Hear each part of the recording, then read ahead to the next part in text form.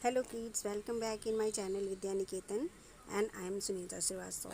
Children, today I am going to start chapter 3 of your science book, that is health and disease. So first of all, let's see what we will study in this chapter.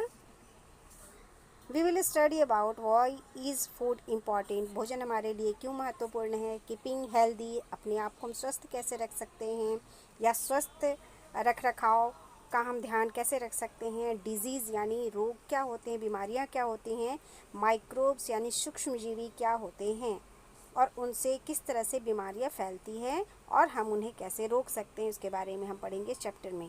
तो चलिए हम शुरू करेंगे अपना chapter. Let's begin. Read this story and answer the question.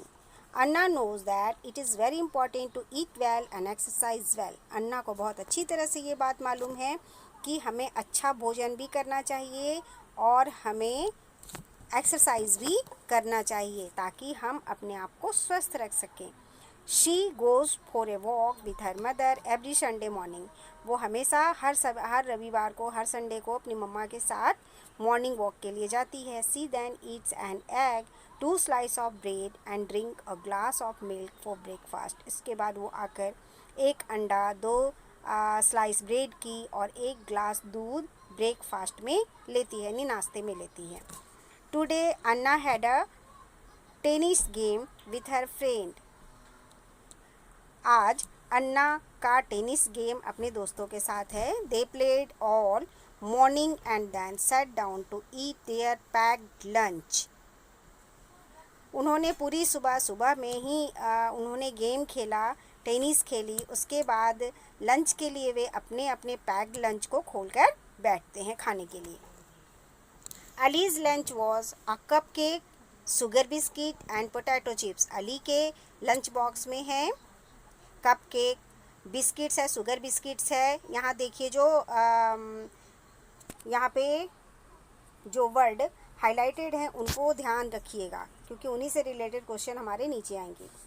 And potato chips और आलू के chips हैं।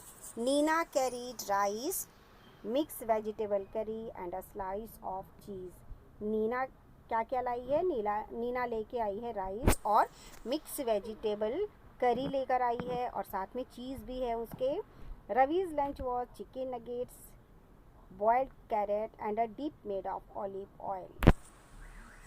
जो रवि है उसके लंच में है चिकन नगेट्स, बॉइल्ड कैरेट है यानी उबले हुए गाजर हैं और साथ में कुछ डिप हैं जो कि ऑलिव ऑयल से बने हुए हैं। Anna carried her favourite fish finger, tomato sauce and a small bottle of sweet lime juice. Anna अपने लंच में लेकर आई है फिश फिंगर्स, टोमेटो सॉस लेकर आई है और 1 ग्लास भर के वो मीठी वाली लाइम जूस लेकर आई है, यानी नींबू के जूस लेकर आई है मीठी वाली। They enjoyed their lunch and went home. उन्होंने अपना लंच इंजॉय किया और इसके बाद चले गए अपने घर। Promising to meet again next Sunday. ये इस वादे के साथ कि वे अगले संडे को फिर से मिलेंगे। आइए देखिए यहाँ पे short each highlighted word from the story into the following nutrients. यहाँ जो न्यूट्रिएंट्स हैं उनमें उन सबको डालना है जो यहाँ पे हाईलाइटेड वर्ड्स हैं, ठीक है। तो यहाँ पे है egg, bread, milk, sugar, potato, rice, vegetable, cheese, chicken, carrot, fish, tomato and lime. तो सबसे पहले एग देखिए, एग किस में चला जाएगा? प्रोटीन में, rich in protein. Next bread carbohydrate में चला जाएगा, देखिए है ना, मेरे बेटे की बुक है उसने भर रखा है ये। तो यहाँ चला गया ब्रेड कार्बोहाइड्रेट में। नेक्स्ट मिल्क है, मिल्क भी प्रोटीन में चला जाएगा, रिच इन प्रोटीन। यहाँ पे प्रोटीन में मिल्क चला जाएगा। अब विटामिन्स मिनरल्स में भी लिख सकते हैं और यहाँ पर भी लिख सकते हैं, ओके। नेक्स्ट है हमारा शुगर, तो शुगर हमारा चला जाएगा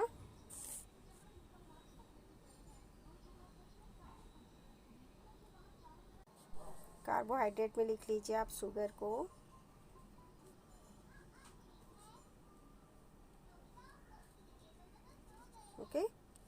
शुगर यहाँ चला जाएगा। फिर पोटैटो भी आपका कार्बोहाइड्रेट में ही चला जाएगा, देखिए यहाँ पे है, लिख रखा है, ठीक है। इसके बाद राइस भी कार्बोहाइड्रेट में चला जाएगा। वेजिटेबल विटामिन्स और मिनरल्स में चला जाएगा, यहाँ देखिए वेजिटेबल्स लिखे हुए हैं। इसके बाद है चीज़ हमारा चला जाएगा, विटामिन्स मिनरल्स में भी लिख सकते हैं, और चीज़ को हम प्रोटीन में भी लिख सकते हैं। तो प्रोटीन में भी आप लिख लीजिए, सॉरी प्रोटीन में, इसमें प्रोटीन में भी हम चीज़ लिख सकते हैं, तो यहाँ हम लिखेंगे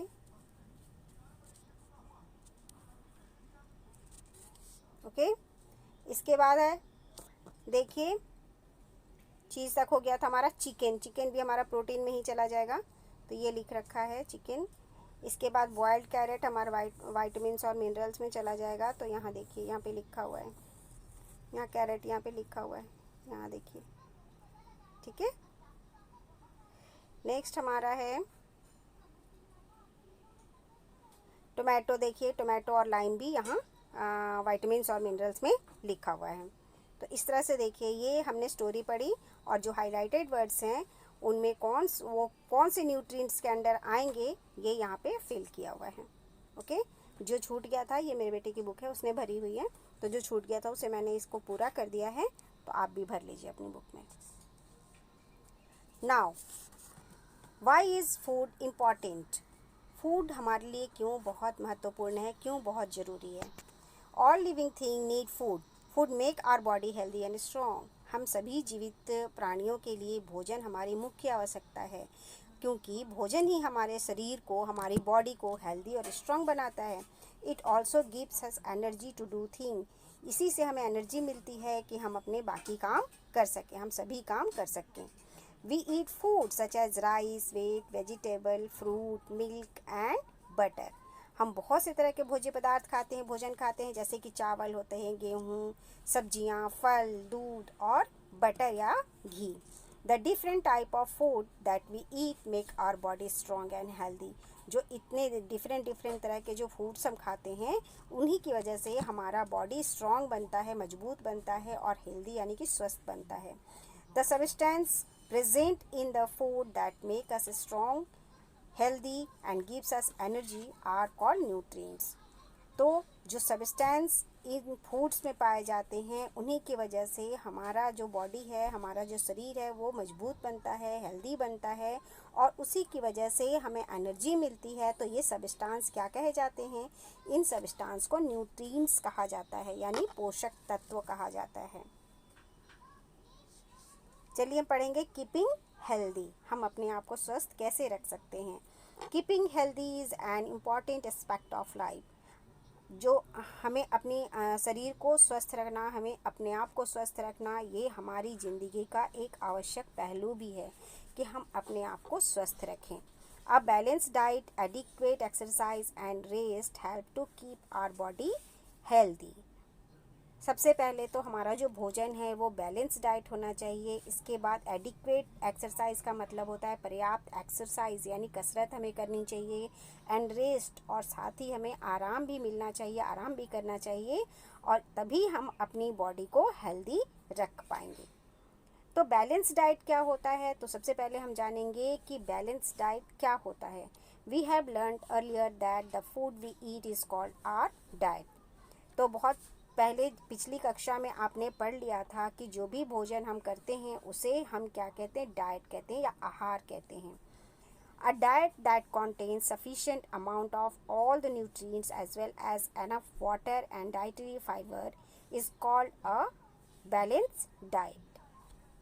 तो जिस डाइट में, जिस भोजन में, जिस आहार में sufficient amount of all nutrient, सभी पोषक तत्व पर्याप्त मात्रा में मौजूद होते हैं, as well as enough water, साथ ही ज़्यादा से ज़्यादा पानी, यानी जितनी ज़रूरत होती है उतनी पानी, और साथ में डाइटरी फाइबर यानी कि जो हमारे भोजन में रेशेदार चीज़ें हैं उनका भी होना हमारे भोजन में ज़रूरी होता है।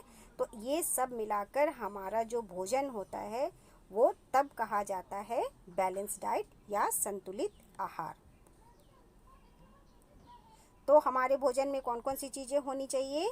सफिशिएंट हमारे भोजन में न्यूट्रिएंट्स जिसमें भरपूर हो, जैसे कार्बोहाइड्रेट है, फैट है, प्रोटीन है ना, और मिनरल्स है, विटामिन्स है, वाटर है, रफीज़ हैं। तो ये सारी चीज़ें हमारे भोजन में जब शामिल होती हैं तभी हम उन्हें एक बैलेंस डाइट कह सकते हैं। So for the diet to be balanced, it should contain carbohydrate, protein, fat, vitamins, minerals, surface as well as enough water. तो बैलेंस डाइट हम तभी कह सकते हैं जब इसमें कार्बोहाइड्रेट हो, प्रोटीन हो, फैट हो, विटामिन्स हो, मिनरल्स हो, रफीज़ हो और यहाँ तक कि पानी भी भरपूर मात्रा में हो हमारे भोजन में, तब हम उसे संतुलित भोजन या बैलेंस डाइट कहते हैं। Roughage is important as it helps to remove waste from our body. Green vegetables and fruits are some sources of रफीज़।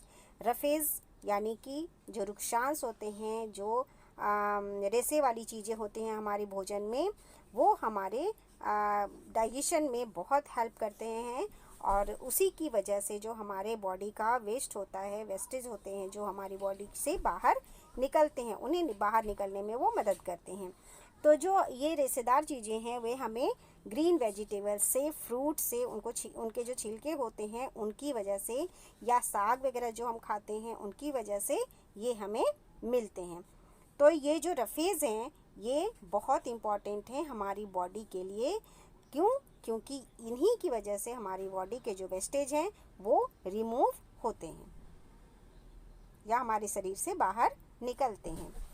अब देखिए, आइए यहाँ पे हम देखते हैं जो हमारे न्यूट्रिएंट्स हैं वो। यहाँ देखिए प्रोटीन, तो प्रोटीन किन किन चीज़ों में मिलता है? एग में, मिल्क में, मीट में, fish and cheese are rich in protein. इन सब चीज़ों में प्रोटीन मिलता है। They helps to repair and build our body.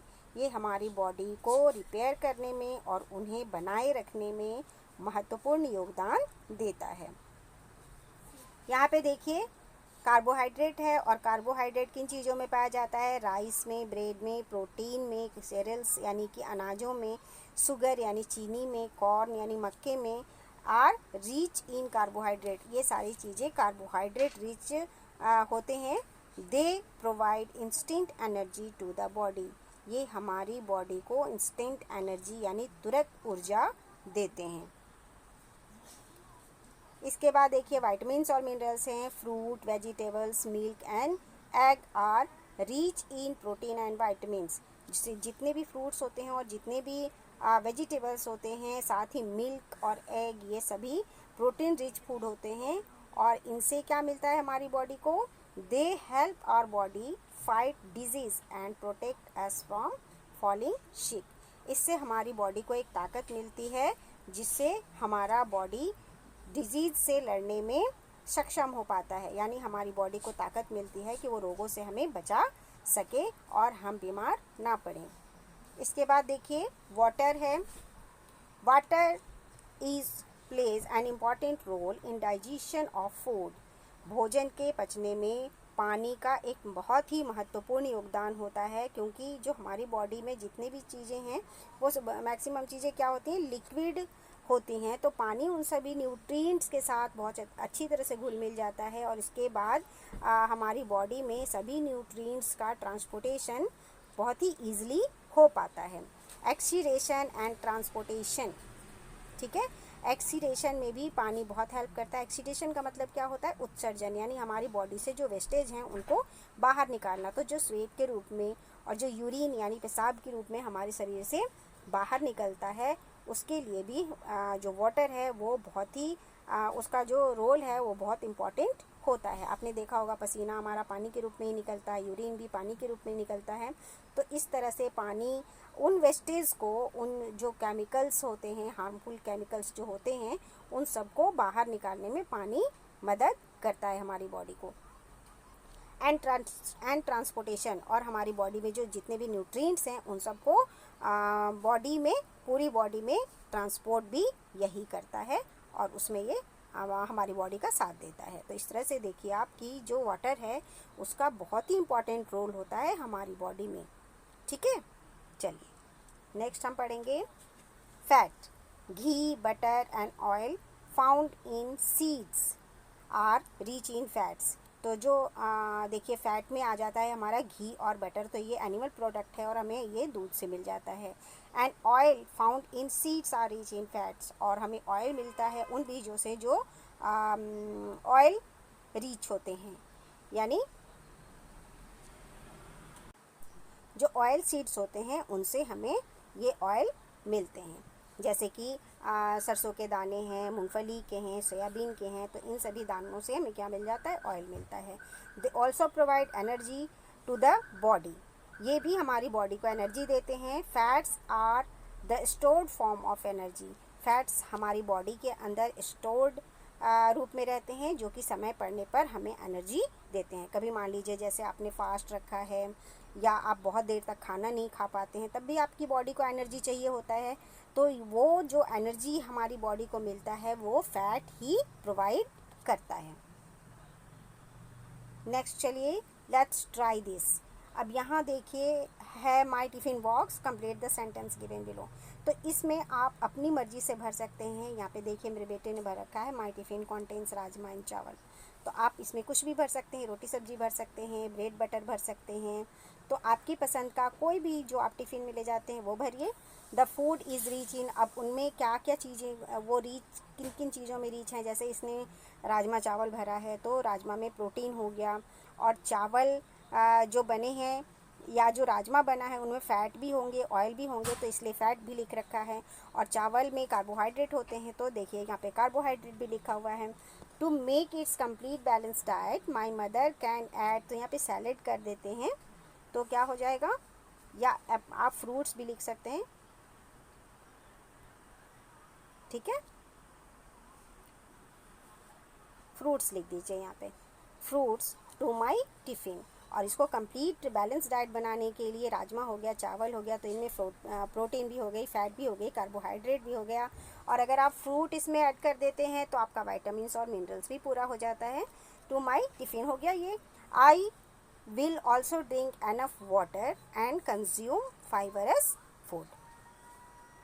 तो इस तरह से आपका जो ये टिफ़िन है वो कंप्लीट फूड या बैलेंस डाइट आपका बन जाता है। आइए अब हम पढ़ेंगे एक्सरसाइज। ओके, तो एक्सरसाइज का मतलब क्या होता है, कसरत करना।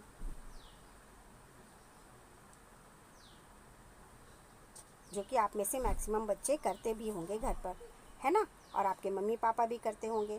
तो ये एक्सरसाइज हम क्यों करते हैं, वो हम इसलिए करते हैं to keep our self healthy, हम अपने आप को स्वस्थ रखने के लिए एक्सरसाइज करते हैं। We need to be physically active and we also need to get adequate rest. हम एक्सरसाइज भी करते हैं और हमें अपनी बॉडी को फिजिकली एक्टिव यानी सक्रिय रखने के लिए, देखिए जो जिन वर्ड्स को की मीनिंग आपको ढूंढने में दिक्कत होगी या जानने में दिक्कत होगी, मैंने उनको पेंसिल से यहाँ पे लिख दिया है। तो अपनी बॉडी को फिज़िकली एक्टिव रखने के लिए, सक्रिय रखने के लिए हमें क्या करना होता है, उसके लिए हमें एडिक्वेट रेस्ट यानी पर्याप्त आराम भी करना होता है। Our muscles and joint are design to do certain movements easily. हमारे मसल्स और हमारी जो जॉइंट्स हैं वो इस तरह से डिज़ाइंड हैं कि कुछ मूवमेंट्स को वो आराम से कर लेते हैं। They help us to walk, run and jump as well as to pick up objects and carry them from place to place। वे हमारी मदद करते हैं चलने में, दौड़ने में, कूदने में, यहाँ तक कि चीज़ों को उठाने और उन्हें जगह जगह पहुँचाने में भी ये हमारे मदद करते हैं। कौन, मसल्स और जॉइंट्स। व्हेन वी एक्सरसाइज, जब हम एक्सरसाइज करते हैं, we allow our body to do these movements. जब हम एक्सरसाइज करते हैं इसका मतलब है कि हम अपनी बॉडी को अनुमति देते हैं कि वो ये सारे मूवमेंट्स आराम से कर सकें, ठीक है। Without exercise our muscles will lose their ability to move and became stiff and cause pain. अगर हम एक्सरसाइज नहीं करते हैं तो हमारा क्या होता है, ये जो मसल्स है हमारा, ये क्या हो जाता है, इनकी जो एबिलिटी है, इनकी जो क्षमता है वो धीरे धीरे ख़राब होने लगती है, कम होने लगती है, लूज़ होने लगती हैं। और इससे क्या होता है, to move and became and stiff, और इसकी वजह से वो क्या हो जाते हैं, कठोर हो जाते हैं, हार्ड से होने लगते हैं। हमारे मसल्स बहुत लचीले नहीं रहते और वो एक्टिव नहीं रह पाते हैं, और इसी की वजह से हमें क्या करना होता है, एक्सरसाइज करना होता है ताकि ये हमारे मसल्स जो हैं वो आराम से काम कर सके, मूवमेंट में रहें। नहीं करने पर स्टिफ हो जाते हैं, हार्ड हो जाते हैं, टाइट हो जाते हैं एंड कॉज पेन, और फिर उसके बाद उनमें दर्द होने लगता है। This makes us feel unhealthy, और हमें उसकी वजह से अस्वस्थता महसूस होने लगती है, हम अपने आप को अस्वस्थ महसूस करने लगते हैं। Growing children should exercise daily, बढ़ने वाले बच्चों को डेली एक्सरसाइज करनी चाहिए। Running, jumping, rope, skating, swimming और cycling are exercise that make the muscles and bones stronger. दौड़ने से, जंप करने से, रोप यानी रस्सी कूदने से, स्केट करने से, स्विमिंग और साइकिलिंग करने से जो आपकी बॉडी है, आपके जो मसल्स हैं और जो आपके बोन्स हैं वो ज़्यादा मजबूत बन जाते हैं। इसलिए जो बढ़ते बच्चे हैं, जैसे कि आप हो बढ़ते बच्चे, तो आप लोगों को डेली एक्सरसाइज करनी चाहिए। और आप तो वैसे भी रोज़ साइकिल चलाते होंगे और स्केटिंग भी करते होंगे, जंप भी करते होंगे, तो आपके ये जो एक्सरसाइज हैं वो आपको ग्रो होने में आपकी मदद करते हैं, आपको हेल्दी रखते हैं, आपको फिट रखते हैं। यहाँ देखिए, गुड टू नो में हम जानेंगे, we should drink at least 8 to 10 glass of water every day to avoid constipation and dehydration in our body. हमें प्रतिदिन 8 से 10 ग्लास पानी जरूर पीना चाहिए, कॉन्स्टिपेशन को भगाने के लिए, कॉन्स्टिपेशन को दूर करने के लिए, और डिहाइड्रेशन को भी, ताकि हमारी बॉडी में पानी की कमी ना हो। पानी की कमी हो जाने पर हमारे जो बॉडी हैं उनके जो फंक्शनिंग है उन पर उसका असर होता है। जैसे हमारा डाइजेशन ख़राब होने लगता है, जिसकी वजह से कॉन्स्टिपेशन होने लगता है। कॉन्स्टिपेशन क्या होता है? पेट हमेशा भारी भारी सा लगता है, पेट आपका साफ़ नहीं होता है, आपका खाने का मन नहीं करेगा, फिर पढ़ाई करने का मन नहीं करेगा।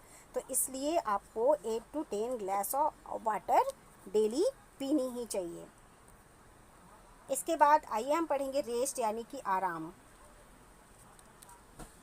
रेस्ट का मतलब होता है आराम। तो ये आप सभी जानते ही होंगे कि रेस्ट का मतलब आराम है। Our body also need rest, sleep gives our body the best chance to rest. हमारी बॉडी को रेस्ट की भी बहुत ज़्यादा ज़रूरत होती है। नींद, एक अच्छी नींद से, जो कि नींद होती है हमारी, उससे हमारी बॉडी को एक अच्छा चांस मिल जाता है रेस्ट का। अगर नींद आती है तो हमें सो जाना चाहिए, उससे क्या होता है, हमारी बॉडी को कंप्लीट रेस्ट मिल जाता है। Most of us need between 7 to 8 hours to sleep. हम सभी को लगभग 7 से 8 घंटे सोना चाहिए।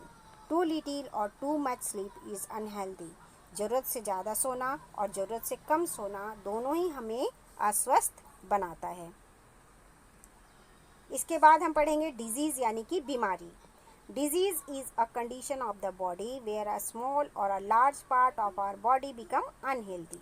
डिजीज़ वो कंडीशन है हमारी बॉडी का जिसमें को हमारी बॉडी का कोई छोटा पार्ट या कम हिस्सा या ज़्यादा बड़ा हिस्सा क्या हो जाता है, अनहेल्दी हो जाता है। ठीक है। Some disease are caused when the body does not get the correct amount of nutrients. कुछ बीमारियां ऐसी होती हैं जिनमें क्या होता है, हमारी बॉडी को पर्याप्त रूप से वो सारे न्यूट्रिएंट्स नहीं मिल पाते जिनकी हमारी बॉडी को आवश्यकता होती है, तो उनकी वजह से भी बीमारी हो जाती है। Some are caused when a part of body stops working properly. कभी कभी जो बीमारियां होती हैं वो इसलिए भी हो जाती हैं क्योंकि हमारी बॉडी हमारी बॉडी का जो कुछ पार्ट है वो अपने वर्क को प्रॉपरली नहीं करते हैं, जैसे लीवर का या हमारे हार्ट का या आँखों का।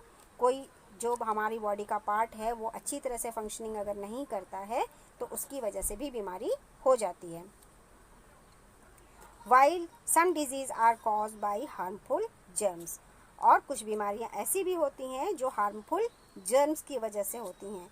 Most disease can be grouped under 2 types. जो बीमारियां हैं, ज़्यादातर बीमारियों को 2 ग्रुप में, 2 पार्ट में रखा गया है। एक नॉन कम्युनिकेबल कहलाता है और एक कम्युनिकेबल कहलाता है। तो सबसे पहले हम पढ़ेंगे नॉन कम्युनिकेबल डिजीज़ के बारे में। तो नॉन कम्युनिकेबल डिजीज़ का मतलब होता है असंक्रामक बीमारी, जो एक व्यक्ति से दूसरे व्यक्ति में ट्रांसफ़र नहीं होता है। Diseases that are not passed on from one person to another are called non communicable diseases. तो ऐसी बीमारियां जो एक व्यक्ति से दूसरे व्यक्ति में नहीं जाता है, उन बीमारियों को हम नॉन कम्युनिकेबल या असंक्रामक बीमारी कहते हैं। जैसे डायबिटीज़ है, या किसी का मान लीजिए किडनी खराब हो जाता है या कैंसर हो जाता है, तो ये एक व्यक्ति से दूसरे व्यक्ति में, वन पर्सन से अनदर पर्सन में ये ट्रांसफ़र नहीं होता है। Deficiency disease, these are a type of non-communicable disease. When our body does not get adequate quantities of nutrients, the body became deficient in them. In this cause deficiency disease. Deficiency disease का मतलब होता है कि nutrients की कमी से होने वाली बीमारी, इनको हम कुपोषण भी कहते हैं या कमी वाली बीमारी भी कहते हैं। These are type of non-communicable disease. ये भी असंक्रामक बीमारी हैं कि इनसे किसी, जैसे मान लीजिए कि कोई ऐसा बच्चा है जिसको सारी न्यूट्रिएंट्स नहीं मिले तो वो बीमार हो जाता है, तो ऐसा नहीं कि उसके संपर्क में जितने बच्चे आएंगे उनको ये बीमारी हो जाएगी। तो ये नॉन कम्युनिकेबल डिजीज़ है। तो और ये हमारी बॉडी में तब होती हैं जब हमारी बॉडी को उनको एडिक्वेट क्वांटिटी में न्यूट्रिएंट्स नहीं मिलते हैं। The body became deficient in them, तो उस बॉडी में क्या हो जाती हैं, इन कमी वाली बीमारी, डेफिशिएंट इन दैम, उनमें जो न्यूट्रिएंट्स की कमी की वजह से कमी के लक्षण दिखाई देने लगते हैं। दिस कॉज डेफिशिएंसी डिजीज़, और इसी को हम डेफिशिएंसी डिजीज़ यानी कि कुपोषण या कमी से होने वाली, न्यूट्रिएंट्स की कमी से होने वाली बीमारी कहते हैं। नेक्स्ट देखिए, यहाँ पे है हमारे पास एक चार्ट जिसमें एसेंशियल विटामिन्स हैं, मिनरल्स हैं। डेफिशिएंसी लीड्स टू, यानी इनकी डेफिशिएंसी से जो डिजीज़ होते हैं उनके नाम यहाँ पे लिखे हुए हैं, और इसके बाद लिखा हुआ है यहाँ पे देखिए एसेंशियल विटामिन्स और मिनरल्स हैं। डेफिशिएंसी डिजीज़ हैं जो इनकी कमी से होती हैं, और जिनमें ये विटामिन्स और मिनरल्स पाए जाते हैं वो यहाँ पे हैं।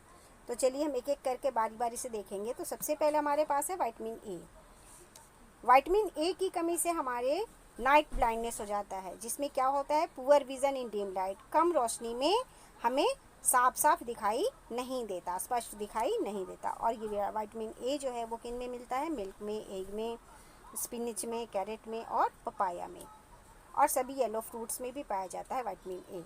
विटामिन बी की कमी से बेरी होता है, इसमें क्या होता है, वज़न में कमी हो जाती है, वीक मसल्स हो जाते हैं, कमज़ोर हो जाते हैं हमारे जो मसल्स हैं वो, और पैरालिटिक इफेक्ट, और हमारी बॉडी पर पैरालिसिस जैसे लक्षण या प्रभाव, पैरालिसिस के लक्षण या प्रभाव दिखाई देते हैं।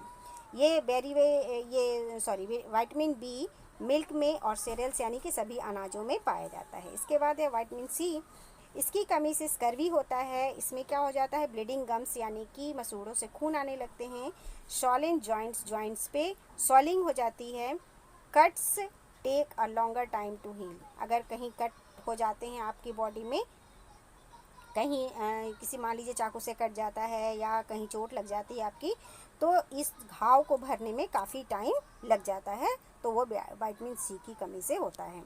तो विटामिन सी को पूरा करने के लिए हमें क्या क्या खाना चाहिए, हमें लेमन, ऑरेंज और टोमेटोज़ खानी चाहिए।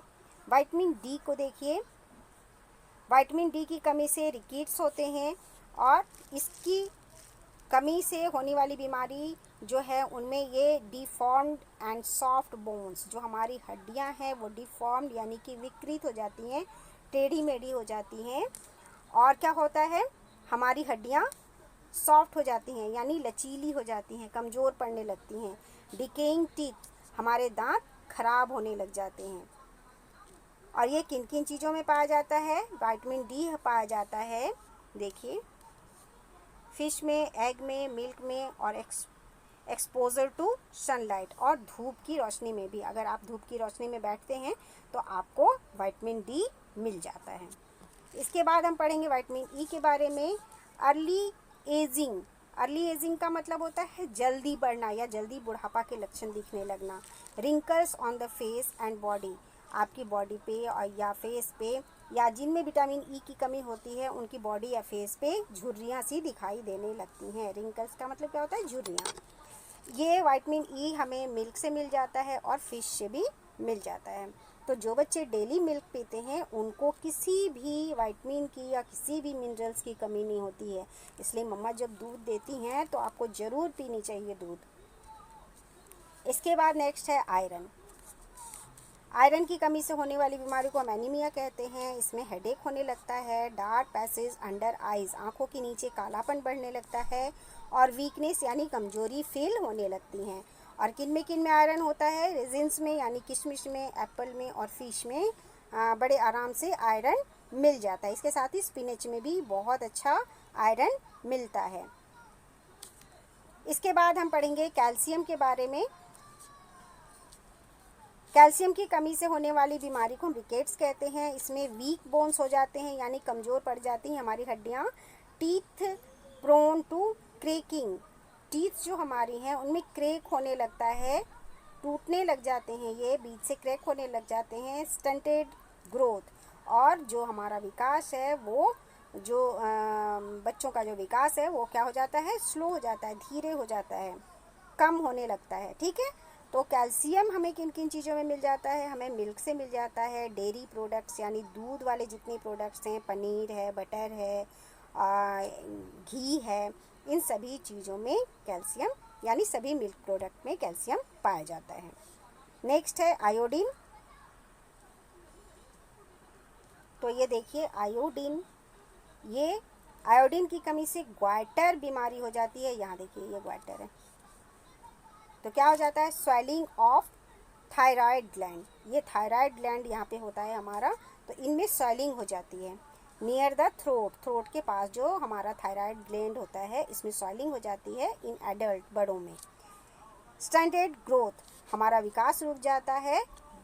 जो छोटे बच्चे होते हैं उनका जो विकास है, उनके बढ़ने का जो दर है वो कम हो जाता है।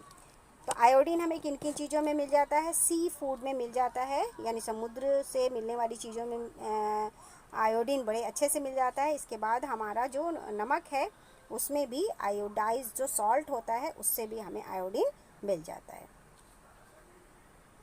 चलिए देखिए, मैंने बताया था ना रिकेट्स की वजह से हड्डियाँ टेढ़ी मेढ़ी हो जाती हैं। देखिए यही है, यहाँ देखिए ये मैंने आपको बता दिया, ग्वाइटर है ये रिकेट्स में हड्डियाँ टेढ़ी मेढ़ी हो जाती हैं।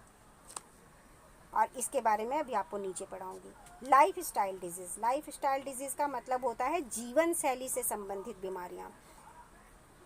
तो इसके बारे में हम पढ़ेंगे। These are also non communicable diseases, ये बीमारी भी नॉन कम्युनिकेबल डिजीज़ हैं। लाइफ स्टाइल यानी सभी व्यक्तियों का जो लाइफ स्टाइल होता है वो अलग अलग तरह का होता है और उनसे भी कुछ बीमारियां हो जाती हैं। तो ये क्या है? एक व्यक्ति से दूसरे व्यक्ति में ट्रांसफ़र नहीं होता है, इसलिए ये नॉन कम्युनिकेबल डिजीज़ है। Different people have different ways in which they lead their life. Different people जो हैं उनके रहन सहन का अपना तौर तरीका होता है और वो अपनी तरह से अपनी लाइफ को जीते हैं। This is called life style, और इसी को हम जीवन शैली कहते हैं। When people as a part of their lifestyle eat excess fatty food and do not exercise, it leads to lifestyle disease such as obesity, diabetes and heart problem. कुछ लोग ऐसे होते हैं जो अपनी जीवन में, अपनी जीवन शैली में क्या करते हैं? बहुत ज़्यादा फैटी खाना खाते हैं और एक्सरसाइज भी नहीं करते। तो इनकी वजह से जो इनका लाइफ स्टाइल है इसकी वजह से जो उनमें लाइफ स्टाइल डिजीज़ होने के चांसेस बढ़ जाते हैं। उनमें क्या हो जाता है? ओबेसिटी हो जाता है, यानी स्थूलता। ओबेसिटी का मतलब क्या होता है? ओबेसिटी का मतलब होता है स्थूलता, यानी ज़रूरत से ज़्यादा मोटापा। जैसे कि आप यहाँ देख पा रहे हैं, इसी को कहते हैं हम ओबेसिटी। देखिए कितना ज़्यादा मोटा हो गया। किसी किसी को बहुत ज़्यादा खाने की आदत होती है, चटपटा खाते रहने का आदत पड़ जाती है, या तला छना बहुत ज़्यादा भोजन वो कर लेते हैं और एक्सरसाइज भी नहीं करते। तो इनकी वजह से ओबेसिटी या स्थूलता जैसी बीमारी हो जाती है, डायबिटीज़ हो जाता है और हार्ट प्रॉब्लम भी हो जाते हैं। Some habits such as smoking may cause disease like lung cancer. कुछ लोग स्मोकिंग करते हैं और उसकी वजह से उन्हें लंग कैंसर नामक बीमारी भी हो जाती है।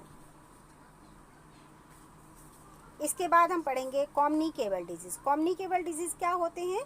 Diseases that are passed on from one person to another by touch, sneezing, coughing etcetera.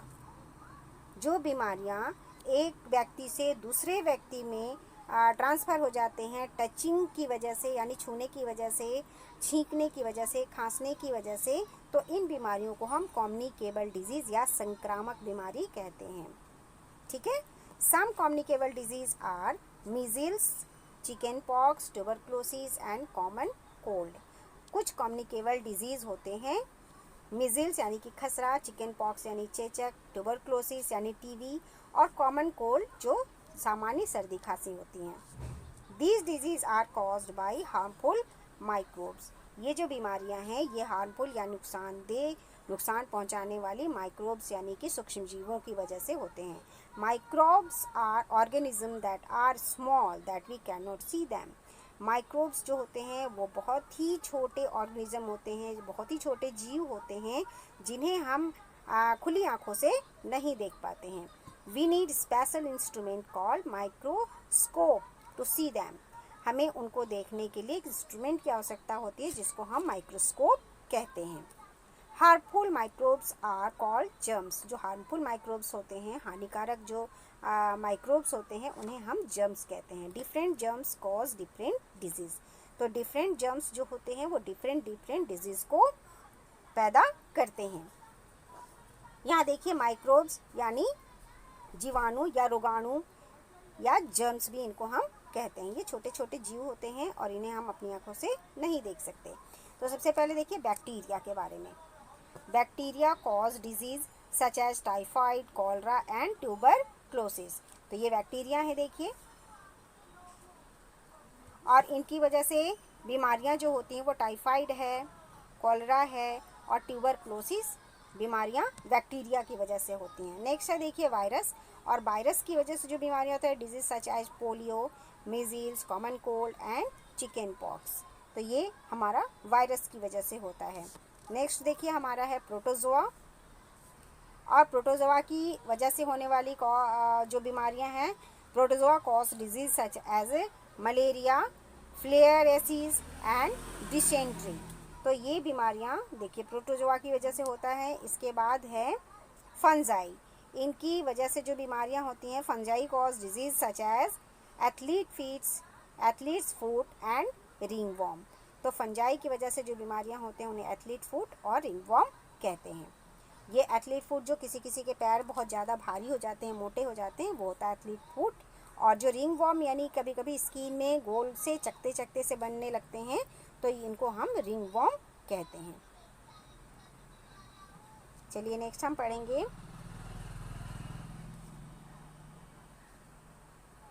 यहाँ देखिए स्प्रेड डिजीज यानी रोग कैसे फैलते हैं। तो रोग देखिए कैसे फैलते हैं रोग। Germs can spread through air, water, food and insect bytes. तो जो डिजीज़ जो है वो किस तरह से फैलते हैं, ये फैलते हैं थ्रू एयर, हवा के द्वारा, वाटर, पानी के द्वारा, food and insect bytes. Food के द्वारा, अगर हम इन्फेक्टेड फूड अगर हम खा लेते हैं तो उससे भी बीमारियां फैलते हैं। और इंसेक्ट्स बाइट्स, कभी कभी जो इंसेक्ट्स होते हैं, कीड़े मकोड़े, उनके काटने से भी बीमारियां हो जाती हैं। The person who has the disease is called an infected person. जिन लोगों को बीमारी होती है उन्हें इन्फेक्टेड पर्सन या संक्रमित व्यक्ति कहते हैं।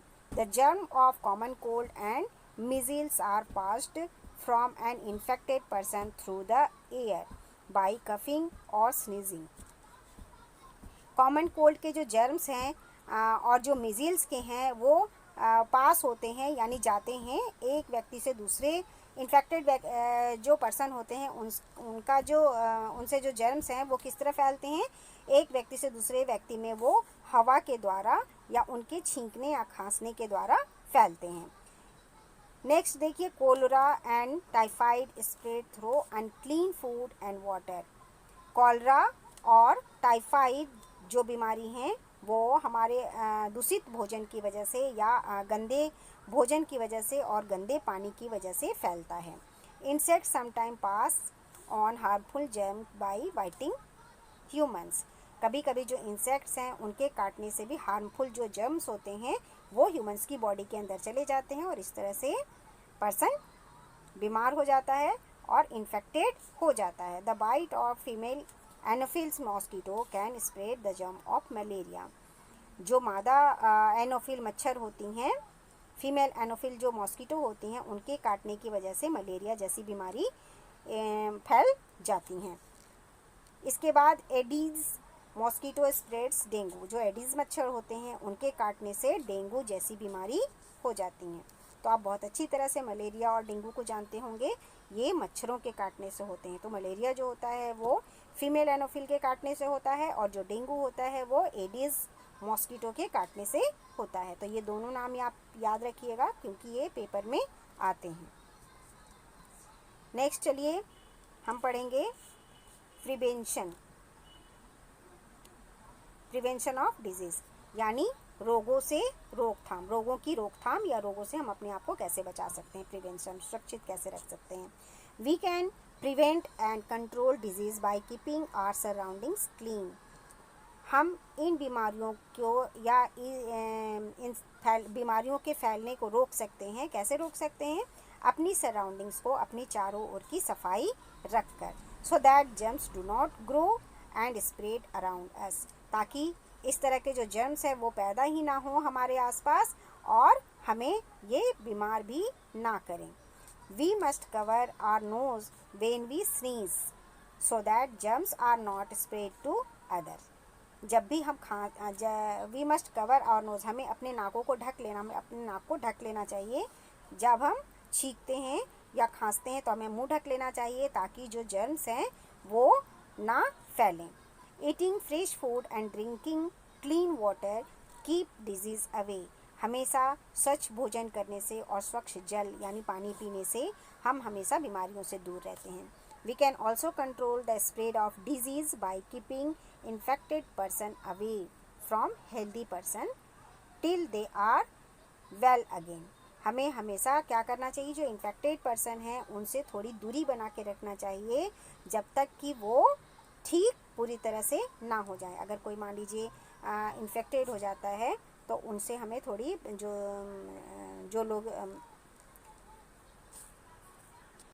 जो लोग हेल्दी पर्सन है उनको अनहेल्दी पर्सन से थोड़ी दूरी बना लेनी चाहिए जब तक कि जो इन्फेक्टेड पर्सन है वो ठीक बिल्कुल ना हो जाए। The best way of preventing communicable disease is by vaccination. सबसे अच्छा तरीका है अपने आप को कम्युनिकेबल डिजीज़ से बचाने का और वो है वैक्सीनेशन यानी टीकाकरण। This is done by injecting a healthy person with A small dose of a substance called vaccine. ये कैसे किया जाता है? ये किसी हेल्दी व्यक्ति में जो डोज वैक्सीन की जो डोज होती है, वैक्सीन की एक छोटी सी डोज उस व्यक्ति में इंजेक्ट किया जाता है। इंजेक्शन के थ्रू उनके अंदर, उनकी बॉडी के अंदर डाला जाता है वैक्सीन का डोज और उसकी वजह से वैक्सीनेशन होता है और इस तरह से हम कम्युनिकेबल डिजीज से अपने आप को बचा सकते हैं। नेक्स्ट चलिए हम देखेंगे पर्सनल हाइजीन यानी व्यक्तिगत सफाई। अपने आप को हम किस तरह से साफ़ सुथरा बनाए रख सकते हैं और बीमारियों को दूर भगा सकते हैं। तो पर्सनल हाइजीन में देखिए, it refers to the thing we do to clean and care of our body. ये उन बातों पर निर्भर करता है जिसमें कि हम अपने आप को साफ रखते हैं और अपनी बॉडी का ध्यान रखते हैं। Maintaining good personal hygiene habit help us to remain healthy. व्यक्तिगत स्वच्छता की जो आदत होती है वो हमें हेल्दी रखने में हमारी मदद करता है। यानी हम पर्सनल हाइजीन अगर रखें, अपने आप को साफ़ सुथरा रखें तो हम अपने आप को स्वस्थ रख सकते हैं। तो आइए हम देखेंगे कि हम पर्सनल हाइजीन को कैसे मेंटेन करेंगे। If we do not clean ourselves regularly, dust, dirt and germ can accumulate on our body making us sick. अगर हम अपनी रेगुलर सफाई को अपना रेगुलर सफाई ना करें तो क्या होंगे? बहुत सारे डस्ट, डर्ट और जर्म्स हमारी बॉडी पे आ जाएंगे और वो हमें बीमार कर देंगे। Brushing teeth twice a day, हमें प्रतिदिन 2 बार ब्रश करनी चाहिए, एक बार सुबह और एक बार सोने से पहले रात को। टेकिंग अ बाथ रेगुलरली, हमें रोज़ प्रतिदिन हमें नहाना चाहिए। कीपिंग आवर नेल्स ट्रिम्ड, हमें अपने नाखून काट के रखने चाहिए। वेयरिंग क्लीन क्लोथ्स, यानी हमें हमेशा स्वच्छ कपड़े पहनने चाहिए, स्वच्छ वस्त्र पहनने चाहिए। Rinsing our mouths after meals, खाना खाने के बाद हमें अच्छी तरह से मुंह की सफाई करनी चाहिए। And washing our hand are some ways to keep our self clean, और अपने हाथों की भी अच्छी सफाई करनी चाहिए। ये कुछ तरीके हैं जिससे हम अपने आप को स्वच्छ बनाए रख सकते हैं, साफ रख सकते हैं। Apart from personal hygiene, it is important to keep our surroundings clean. अपने पर्सनल हाइजीन के अलावा भी हमें अपने चारों ओर की सफाई रखनी चाहिए, उनकी स्वच्छता पर भी ध्यान रखना चाहिए। Several projects are initiated by the government of India to make our country a clean place to live in. बहुत सारे ऐसी योजनाएं हैं, परियोजनाएं हैं जो कि भारत सरकार द्वारा चलाई जा रही हैं ताकि हमारे देश में जो रहने की जगह है वो साफ सुथरी बनी रह सकें। One of their focus area is on improving sanitation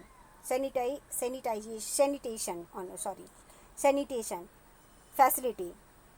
उन सभी में से जो उनका फोकस है उन एरिया पे है जिसमें सैनिटेशन फैसिलिटी आती है। सैनिटेशन फैसिलिटी क्या है, यानी शौच की सुविधा। जैसे हमारे गाँव में पहले लोग क्या करते थे, शौच के लिए बाहर जाते थे, उसकी वजह से जो हमारे आसपास की जो सराउंडिंग थी वो गंदी हो जाती थी और उनकी वजह से जो जर्म्स थे वो बहुत ज़्यादा फैल जाते थे और डिजीज़ होने का खतरा बढ़ जाता था।